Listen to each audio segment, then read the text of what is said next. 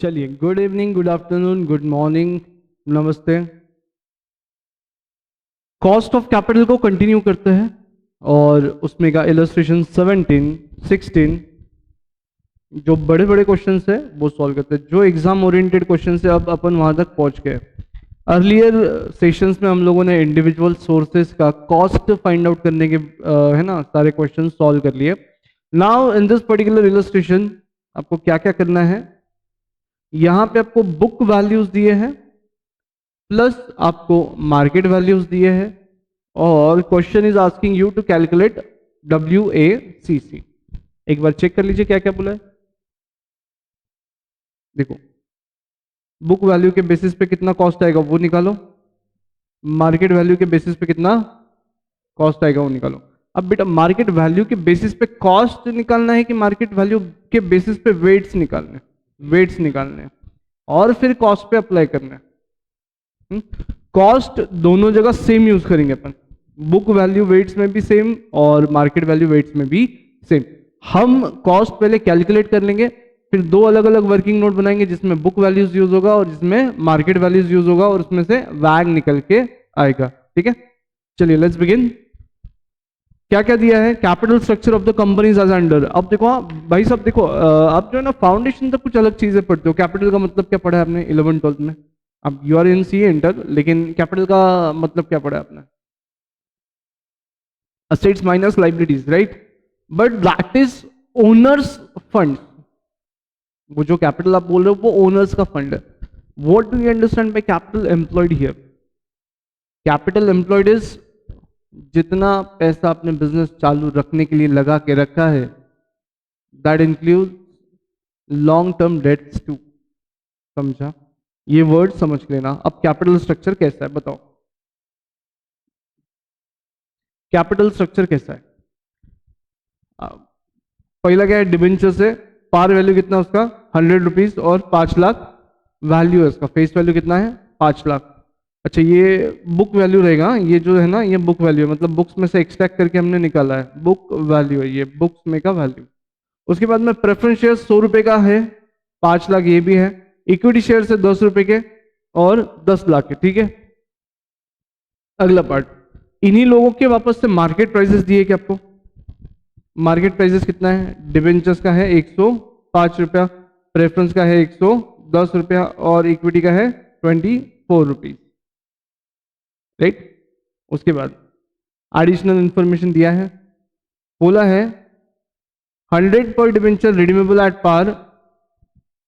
100 रुपए का जो डिबेंचर है रिडीमेबल एट पार है, 10% कूपन रेट है, मतलब 10 तक का इंटरेस्ट देना है उस पर, 4% फ्लोटेशन कॉस्ट, 10 years मैच्योरिटी।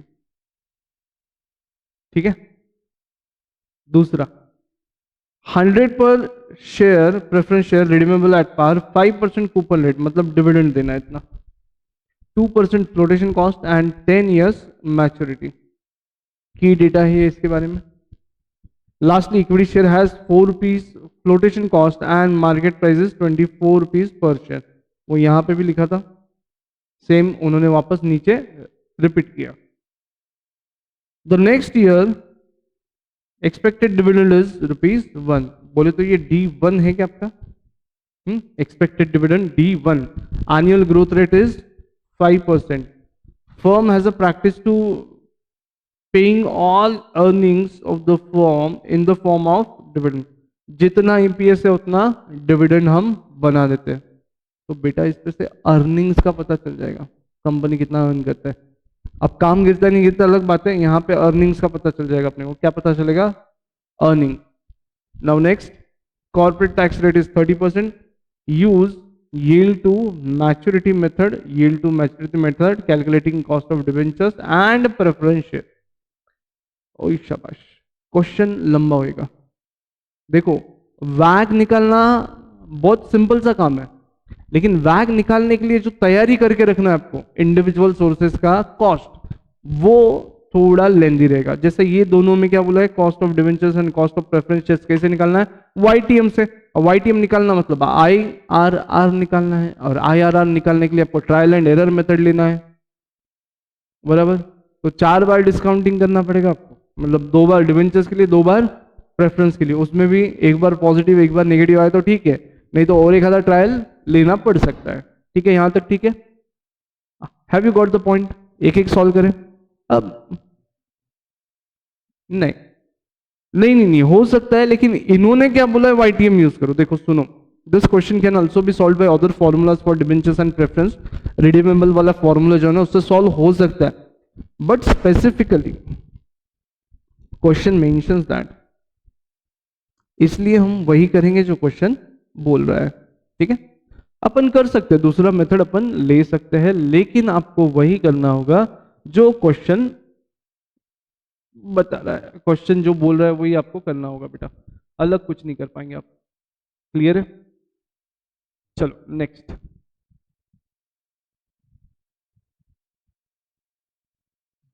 अब क्या करेंगे? अब मेरे हिसाब से ना डिवेंचर्स और इसको ना ज्यादा टाइम लगेगा, तो वर्किंग नोट्स पहले बनाने से इक्विटी से शुरू करते हैं, स्टेप बाय स्टेप। पहले वर्किंग नोट इक्विटी का बना लो।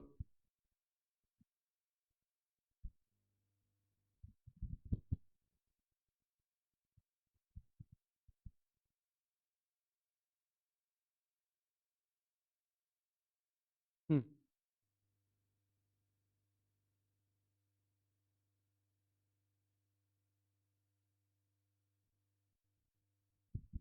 चलो working note calculation of cost of equity,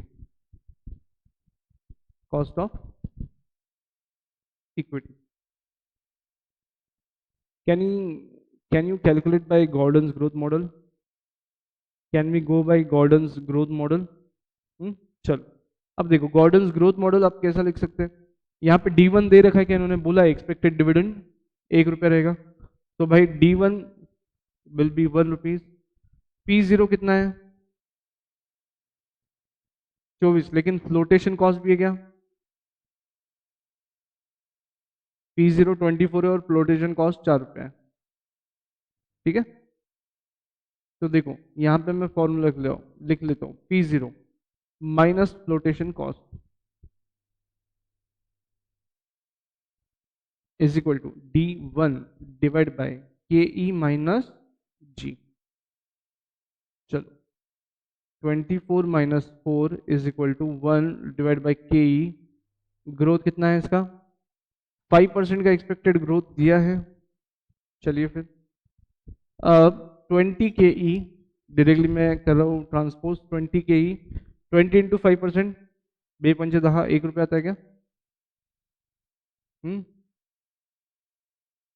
इधर 1 हो जाएगा।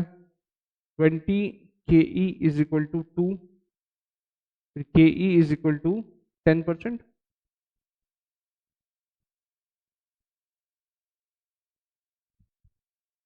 Is that so? देखो आया 10%, गॉर्डन्स ग्रोथ मॉडल राइट है। चलने का आगे, ये आ गया सबका। Again I would like to mention here, do not remember the formula, do not रट्टा।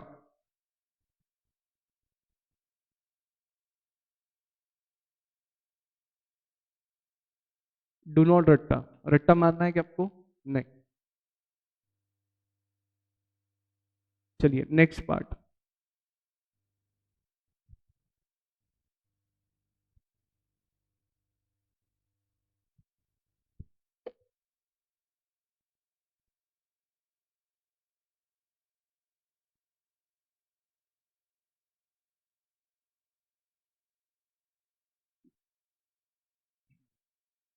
बताओ अगला।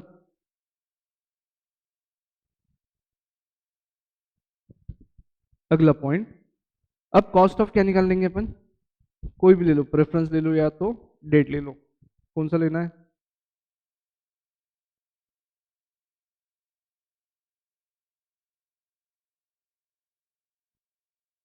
अब इसका इश्यू प्राइस कितना है?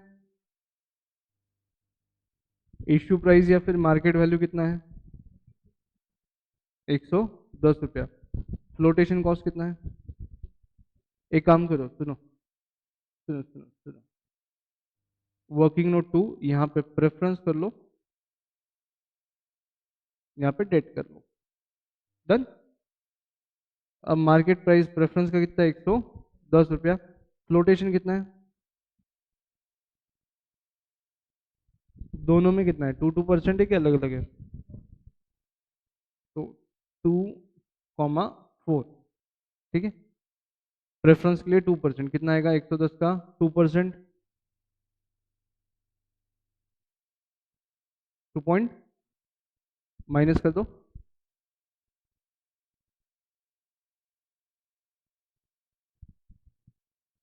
107.8। इधर डेट में कितना है, 105 रुपया। हम्म, माइनस कर दो 4% से। अब ये नेट कैश इनफ्लो हुआ आपको कब, नेट प्रोसीड्स T0 पे, T0 पे कंपनी इतना रिसीव करेगा, ठीक है, ठीक है।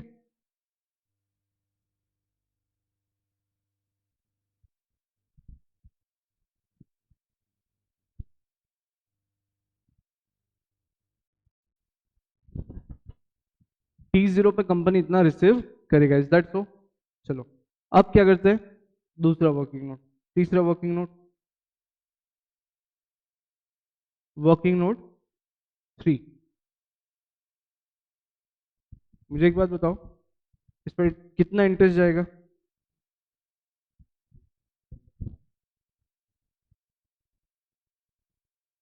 अच्छा अपन ये कॉस्ट ऑफ प्रेफरेंस निकालना है, चलो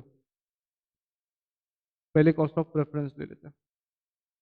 टैक्स का बेनिफिट मिलेगा क्या,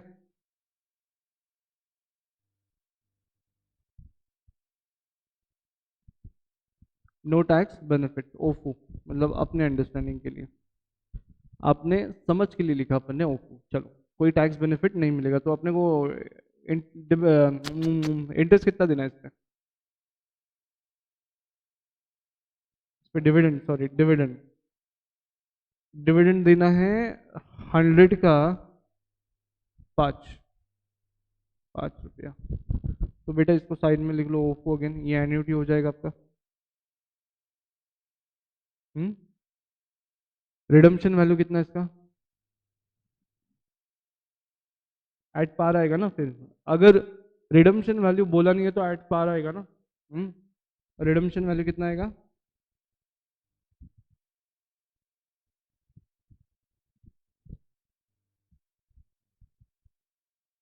चलो कितने साल का लाइफ है इसका, लाइफ कितना है इसका 10, चलो table, year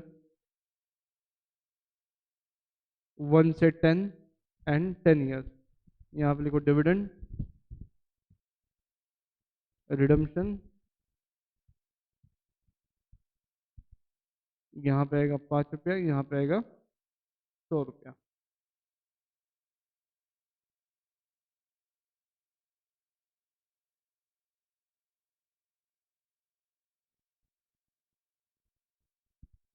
present value factor, अब देखो कितना है, 5% दे रहे हो आप, तो 5% से थोड़ा सा ज़्यादा ही रहना चाहिए, लेकिन 5% से चालू कर देते अपन, अगर 5% उसका एक्सपेक्टेशन रहा तो क्या, discounted cash flow at the rate 5%। फिर प्रेजेंट वैल्यू फैक्टर, अब ये पेंडिंग रखता है, अपने को पता नहीं ना कितना लेना है, तो अपन टेबल बना लेते हैं यहाँ पे ऐसा,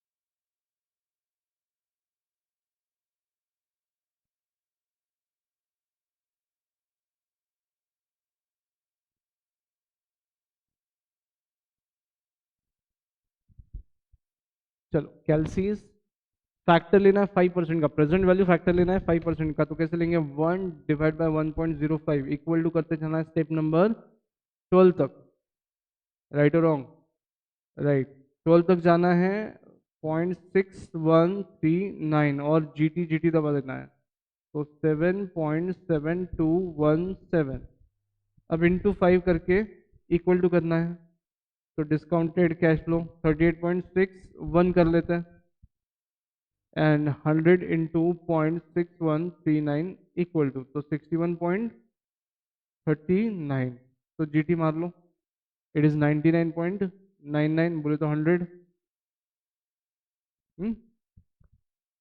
डन। अब नेट प्रोसीड्स कितना है इसका? वर्किंग नोट इसमें देखो 2 में 107 है क्या?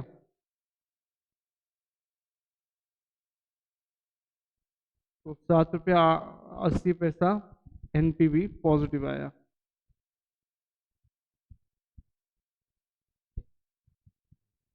एनपीवी कितना आया? 7.8। नेक्स्ट।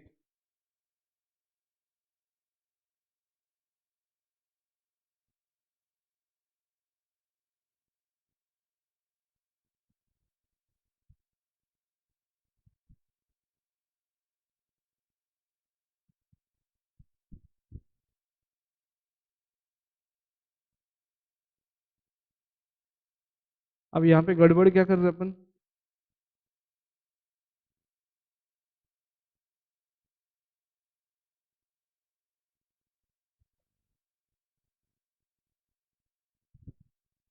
ये माइनस होगा ना? हाँ। अब प्लस वाला चाहिए।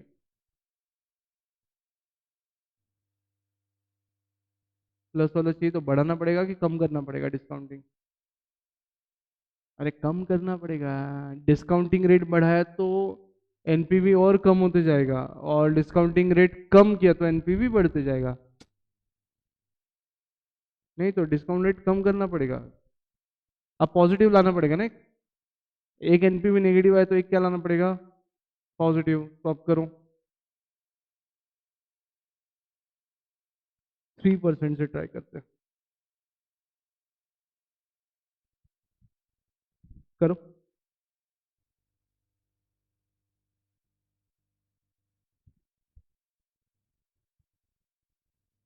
3%, 1/1.03। स्टेप नंबर अगेन 12 तक जाना है। 0.7440 GT 8.5302 into 38.6, sorry 5 into 8.5302 equal to 42.65. 0.7440 into 100 is equal to 74.4 GT। 117 रुपया। अगर उसका एक्सपेक्टेशन 3% का है तो उसके लिए वैल्यू कितना है इसका? 117 रुपया। और भाई साहब वो कितने पे कर रहा है? 100, मतलब उसको ज्यादा मिल रहा है अपने से। कंपनी से उसको फायदा हो रहा है कितने का? 9.251 का फायदा हो रहा है। राइट है? बरोबर है का? चलो फिर।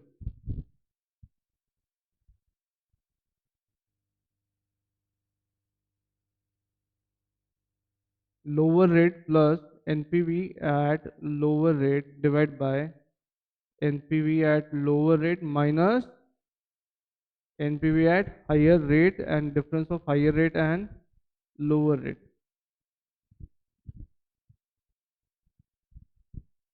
चलो, लोअर रेट कितना है? 3% है आपका। प्लस, ये परसेंट बाद में भी लिख सकते हो आप, कंफ्यूजन ना हो इसलिए। 3%। एनपीवी एट लोअर रेट कितना आएगा? ऊपर कितना है? 9.25 divide by 9.25 minus minus bracket 7.8 multiplied by higher rate कितना है? 5 डिवाइड बाय 5 - 3, तो 9.25। 9.25 minus minus plus plus 7.8 divide by 9.25 divide by equal two into 2, तो ये आया 3 प्लस 1.08।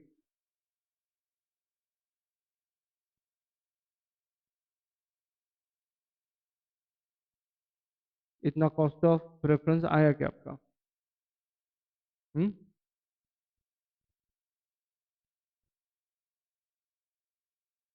ये आ गया क्या कॉस्ट ऑफ प्रेफरेंस? हम्म,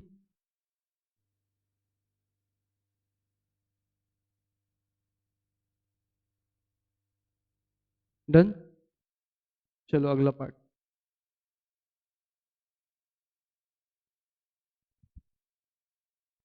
चलिए अभी अगला पार्ट। अब डेट में ना एक छोटा सा ट्विस्ट है, उसको हैंडल कर लो, बाकी rest of the things you can manage.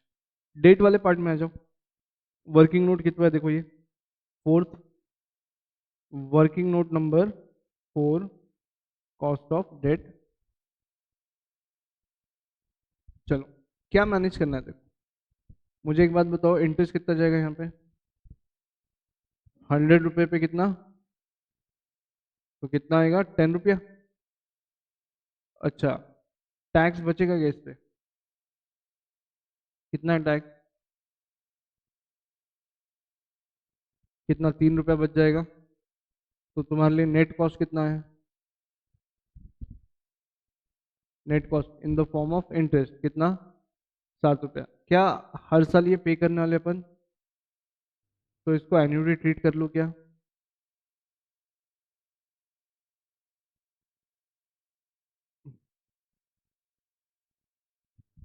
इसको एन्युटी ट्रीट कर लिया, अब हो गया।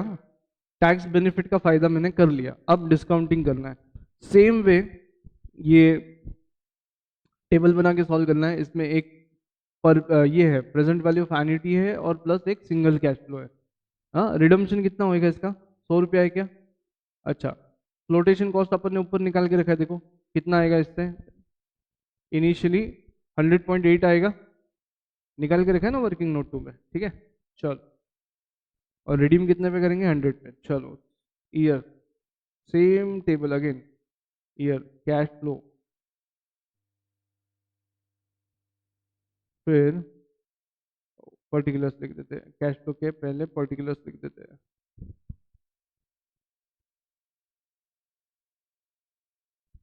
कैश फ्लो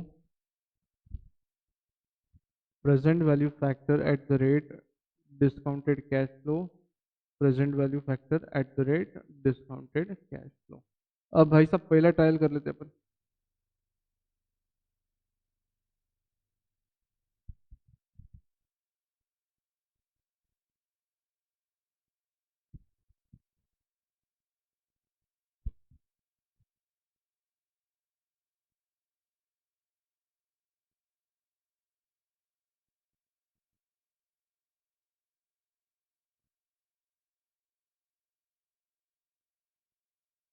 हम्म, हाँ, एक्चुअली टैक्स बेनिफिट के बाद 7% आ रहा है ना, वहां से भी जा सकते हैं अपन, 7% से भी जा सकते हैं। 7% लेके देखो।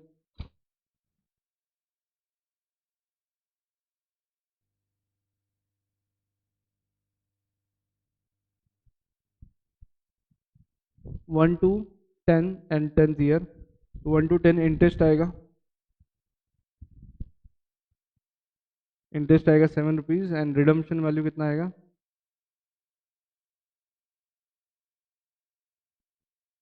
अब यहाँ पे 5% से कर लेते हैं अपन, कि 7 से कर रहे हो? 7 से करो, पहला पहला 7 से करो। 7 से कितना आ रहा है?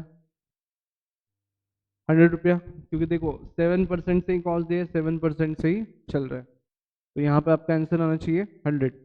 1/1.07 इज इक्वल टू 10 साल है ना। स्टेप नंबर 12 तक गए, तो स्टेप नंबर 12 पे 0.5083 आ रहा है, फिर G T 7.023 into 7 equal to, ये आएगा 49.165 एंड 100 इंटू 0.5083 इक्वल टू, ये आया 50.83 GT 99.99, तो ये हो गया 100, ठीक है। अब उसके हिसाब से वैल्यू कितना है इसका? अगर उसका डिस्काउंटिंग रेट 7 रहा, इन्वेस्टर का डिस्काउंटिंग रेट 7 है, तो उसके हिसाब से वैल्यू कितना है इसका? 100। लेकिन वो दे कितना रहा है आपको?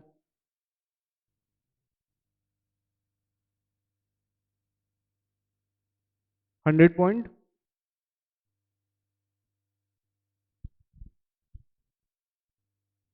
तो एनपीवी क्या है इसका?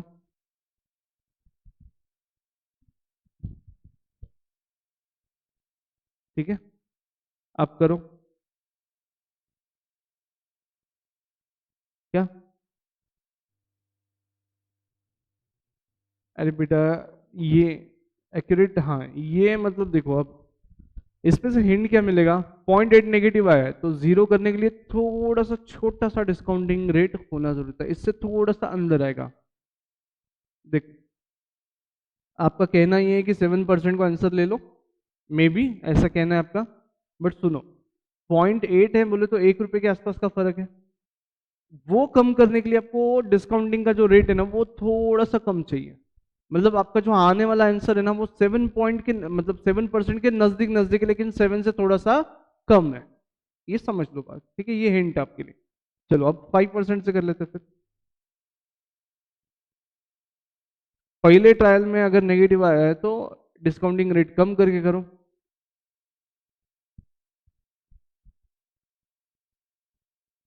1 divide by 1.05 equal to step number 12 तक जाने का। फिर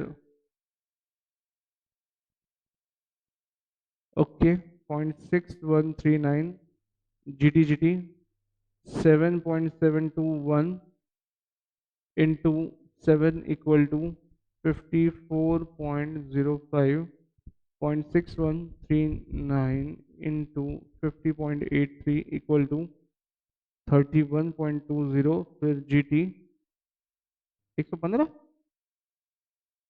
कुछ तो गड़बड़ हुआ रे। 5 ठीक है रे। अरे 5 ठीक है, रुक एक minute. 1 divide by 1.05 equal to step number 12 तक गए, ये किया। हाँ ठीक है ठीक है ठीक है, यहाँ पे गड़बड़ हुआ मेरा मल्टीप्लिकेशन में। फिर plus G T into 7 equal to बराबर, फिर MRC into 100 equal to 60, sorry 61.39, फिर कर दिया GT 44, फिर 100.80।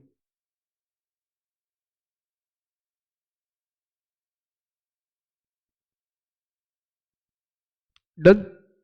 कितने एनपीवी आएंगे आपके?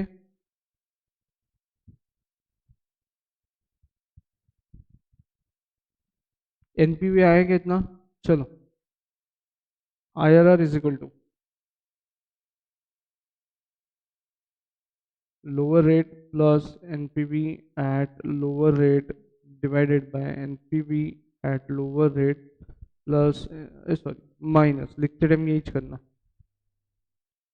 Minus NPV at lower higher rate into higher rate minus lower rate, is that so? चलो, लोअर रेट कितना है 5%, plus NPV at lower rate कितना है 14.64, 14.64 माइनस 0.8 इंटू 5 - 3।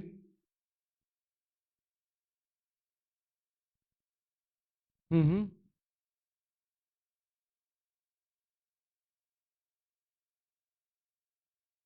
निकालो चलो।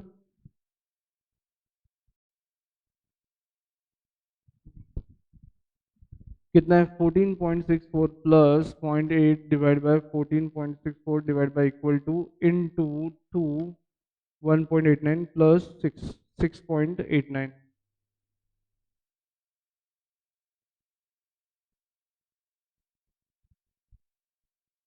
आया क्या आंसर? चलो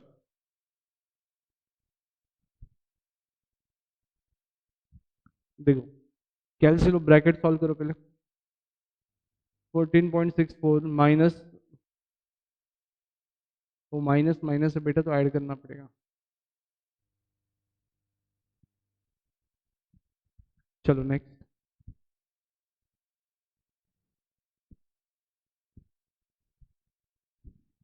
अब ये ना, दो ये निकालने हैं, दो चीजें करनी है, बुक वैल्यू से भी करना है और मार्केट वैल्यू से भी करना है, ठीक है। अब यहाँ पे थोड़ा एक एक एक्स्ट्रा स्टेप करना है, बुक वैल्यू वाला कर लेते पहले, चलो। अब answer वैक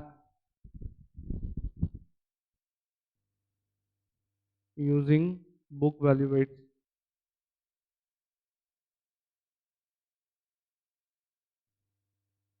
wax using book value weight. Next क्या आएगा फिर? Serial number, source, amount, weight, cost, weighted cost, ठीक।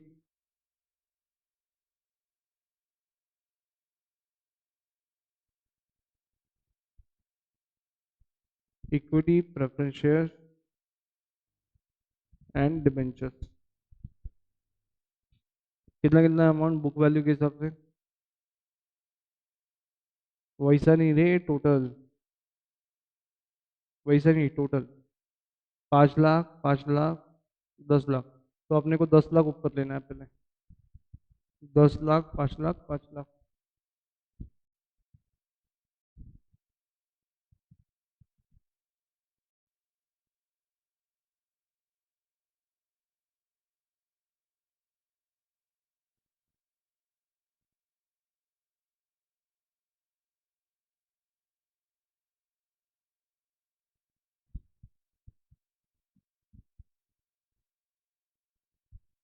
हाँ, चलो वेट्स कितना है, टोटल कितना हुआ, 20 लाख। वेट कितना आएगा इसका, 1, तो 0.5 यानी 0.2525 आएगा क्या? अब देखो इसको कैसे निकालने का, ये कैसे निकालने का, 20 लाख, टोटल कितना है 20 लाख, तो 1/20 लाख करने का पहले, into into 10 lakh equal to, फिर 5 lakh equal to, and 5 lakh equal to, आ जाएगा आपका आंसर, राइट। हाँ हाँ, अभी देखो यहाँ पे कॉस्ट कितना कितना निकला है, वर्किंग नोट अगर ऊपर जाके देखोगे आप, तो डिबेंचर्स का कॉस्ट वगैरह आ गया है, देखो एक बार जाके स्क्रॉल करो। इक्विटी का कॉस्ट यहाँ पे मिल गया आपको 10%, वो मैं कॉपी कर लेता हूँ यहाँ पे। इसको लिखते समय अपन क्या लिखेंगे, 0.10। फिर प्रेफरेंस का कॉस्ट हमने कैलकुलेट किया है, प्रेफरेंस का कॉस्ट किधर है, इधर है पॉइंट। अब ये 4.08 है, तो इसको लिखते टाइम हम क्या करेंगे, 0.0408 ऐसा लिख लेंगे।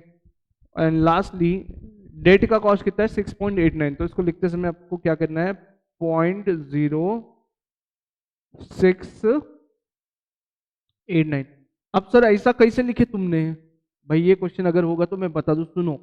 6.89 ये जो आंसर आया था ये परसेंटेज में था, तो क्या मैं इसको ऐसा लिख सकता हूँ, 6.89 डिवाइड बाई 100, तो क्या ये आंसर आपका आता है 0.0689, ये आंसर आता है। This way we have written, ठीक है। चलो उसका वेटेड, इसका प्रोडक्ट ले लो, 0.5 इंटू 0.10 इक्वल टू, ये आएगा 0.05, फिर 0.0408 into 0.25 equal to 0.0102, and 0.25 into 0.0689 equal to 0.0172 GT. So this becomes equal to 0.077425, that is equivalent to 7.74%. This is your answer with the book values. This is your answer with the book values. अब market values के साथ जाते हैं, करना कुछ नहीं, देखो change क्या होगा, सुनो। मार्केट वैल्यूज में ना ये डेटा चेंज हो जाएगा, मार्केट वैल्यूज में ये डेटा चेंज हो जाएगा, उसका इम्पैक्ट कहाँ गिरेगा, इस पे, समझा। मार्केट वैल्यूज में अमाउंट चेंज हो जाएंगी, है ना। चलो, taking up weights from market values,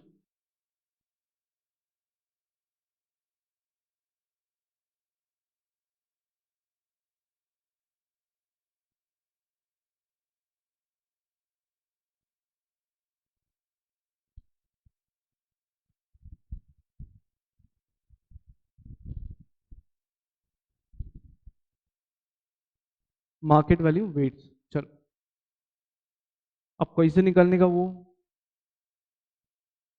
थोड़ा एक एक लाइन छोड़ना है यहाँ पे। पहला क्या है, इक्विटी है क्या, इक्विटी कितना है बुक वैल्यू, 10 लाख। एक शेयर कितने का है, 100 का।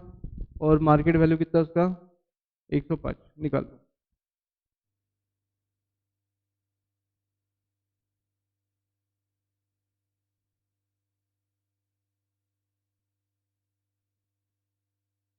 अरे भाई सॉरी, 10 और 24 है ना, एक गड़बड़। अरे 10 रुपये फेस वैल्यू है, कितना है फेस वैल्यू, फेस वैल्यू कितना है, फेस वैल्यू रे, फेस वैल्यू 10 रुपया है और मार्केट प्राइस 24 रुपया है, ऐसा करो ना जरा। फिर प्रेफरेंस कितना आया ये, 24 लाख। हाँ चलो, नेक्स्ट कितना है, प्रेफरेंस में कितना है बेटा, प्रेफरेंस में कितना है, 5 लाख है। 5 लाख डिवाइड बाय 100 × 110 कितना हो जाएगा, 5,50,000। लास्टली डेट कितना है बेटा, है 5 लाख। फेस वैल्यू अगेन कितना है इसका, 100। और मार्केट में कितने पे चल रहा है ये, 105। कितना हो जाएगा ये,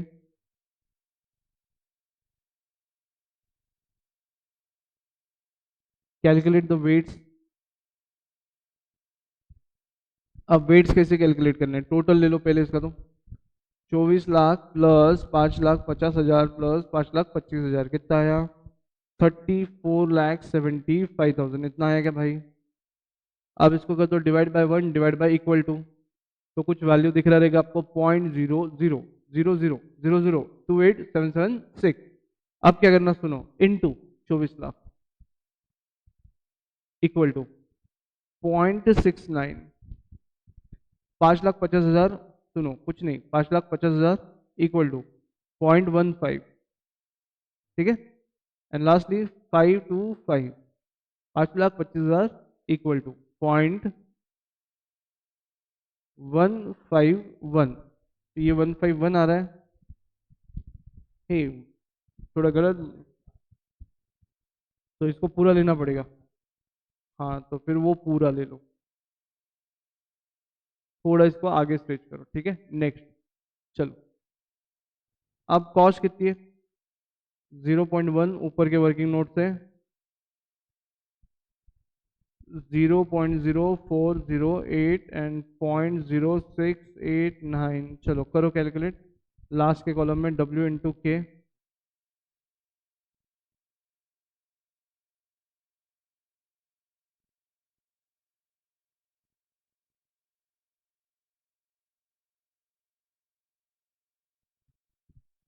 बोलो आंसर, 0.69 इंटू 0.1 इक्वल टू 0.069, फिर 0.158 into 0.0408 equal to 0.0064, and lastly 0.151 into 0.0689 equal to 0.010 now GT।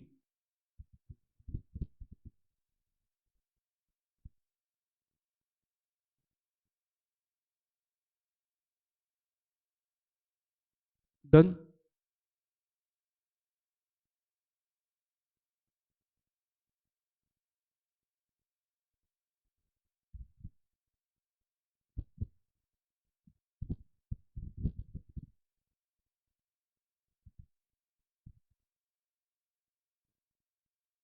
Summary लिख दो, इतना लिख के ड्रॉप कर दो, खत्म, यहाँ तक लिख के रख दो। डन। ये आएगा 6 से 7 मार्क्स। ये अभी अपन साथ साथ सॉल्व किए इसलिए टाइम लगा, but it should not take more than 10-15 10 minute. आप इसको ज़्यादा मत समझना, इसको ज़्यादा मत समझो, ये सीखते सीखते सॉल्व कर ले, इसलिए इतना टाइम दिया है आपने। अदरवाइज अगर आप देखो, मैं आपको बता दूं, अगर आप इंडिविजुअली सॉल्व करते हो ना कोई भी क्वेश्चन, 15 मिनट से ऊपर नहीं जाना चाहिए। ये तो अपन साथ में लिख रहे हैं, सॉल्व कर रहे हैं, ये दिक्कत है, इसलिए अपन इतना टाइम दे रहे हैं। अदरवाइज 15 मिनट का टारगेट रखने का, और इन बिटवीन दूसरी चीज पे ध्यान देने का नहीं। अभी ये क्लास में क्या होता है ना, लाइव क्लास में थोड़ा रुकते रुकते रुकते रुकते करते अपन। If you don't stop anywhere and you just focus on your question, 15 minute max. ठीक है, आई होप ये समझा होगा। इसमें कोई दिक्कत रहा तो बताओ मेरे को, ठीक है।